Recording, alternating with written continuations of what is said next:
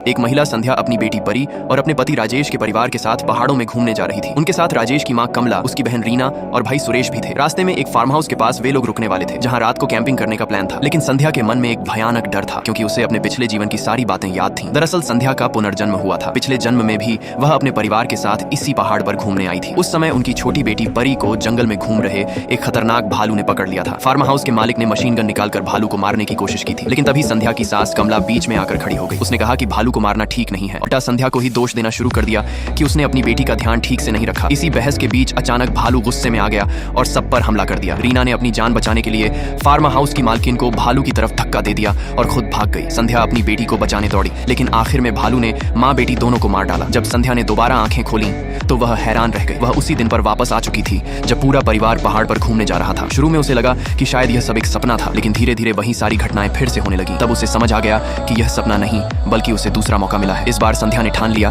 कि वह अपनी बेटी को हर हाल में बचाएगी। जब वे लोग पहाड़ के पास पहुंचे तो रास्ता खराब होने की वजह से उन्हें कार से उतरना पड़ा। सब लोग मजे से घूम रहे थे, लेकिन संध्या बार बार सबको समझाने लगी कि इस जंगल में एक खतरनाक भालू है और यहाँ रुकना सुरक्षित नहीं है। लेकिन किसी ने उसकी बात पर भरोसा नहीं किया। रीना ने मजाक उड़ाते हुए कहा कि संध्या सिर्फ पैसे बचाने के लिए डर का बहाना बना रही है। यहाँ तक कि उसका पति राजेश भी उसकी बात पर विश्वास नहीं कर रहा था। उसने गुस्से में कहा कि अगर संध्या को डर लगता है तो वह अकेले ही वापस चली जाए। समस्या यह थी कि संध्या को गाड़ी चलाना भी नहीं आता था और वहाँ मोबाइल का सिग्नल भी नहीं था। मजबूर होकर उसे वहीं रुकना पड़ा। कुछ देर बाद वे लोग उस फार्म हाउस तक पहुंच गए। वहां एक बड़ी लोहे की जालीदार दरवाजा था।